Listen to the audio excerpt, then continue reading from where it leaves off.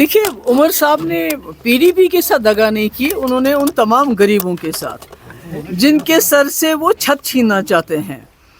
हमने ये कोई ज़मीन का बिल नहीं था, ये गरीबों की छत का बिल था। अगर किसी गरीब आदमी ने पिछले 20-25 साल से, जिसके पास कोई चारा नहीं है, घास चराए में 4 मरले 5 मरले में अपना घर बनाया था, हम उसकी बात कर रहे थे। हम आज की ज़मीन की बात नहीं कर रहे थे, हम आज से 20 साल 30 साल पहले की बात कर रहे थे। और इसको बीजेपी ने कहा इसको लैंड जहाद, उमर साहब ने इसको कहा लैंड ग्रैबर, यानी कि कश्मीरी लोग जो हैं या जम्मू के लोग जो हैं वो ज़मीन चोर हैं।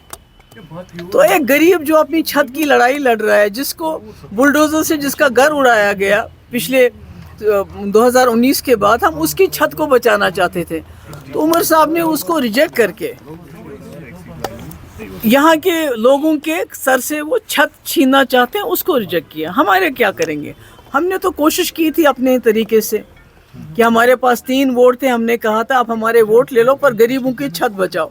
अब वो नहीं बचाना चाहते तो मैं क्या करूँ उसमें? ये हमने भी लाया था डेली वेजेस का बिल, क्योंकि ये मेरे वक्त में भी ये बिल ये आया था, मसला आया था, और हमने इनका बायोमेट्रिक भी किया था, और हमने एक SRO के तहत भी इनको रेगुलर करने की बात कही थी, एक ऑर्डर भी इशू किया था, मगर सरकार गिरी। ये लोग बड़े गरीब लोग हैं, बहुत ही जो गरीब से गरीब लोग हैं, तबके से ये बिलोंग करते हैं, और जो PHE हो, इरिगेशन हो, पावर डेवलपमेंट हो, हेल्थ हो, एजुकेशन, यही चलाते हैं, और 20-20, 25-25 साल से काम कर रहे हैं। तो अब सरकार ने वोट तो इसी पे लिया, या डेली वेजर को रेगुलराइज करने के लिए, या जम्मू कश्मीर की ज़मीन को बचाने के लिए किया।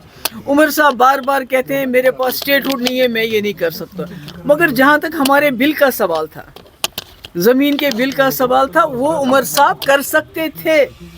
जम्मू कश्मीर की जो ज़मीन को, जो लोगों को जो इनसिक्योरिटी है, उसमें इतना कर सकते थे अभी से, पर इन्होंने इतना करने की भी कोशिश नहीं की। तो मैं क्या कहूँ आगे।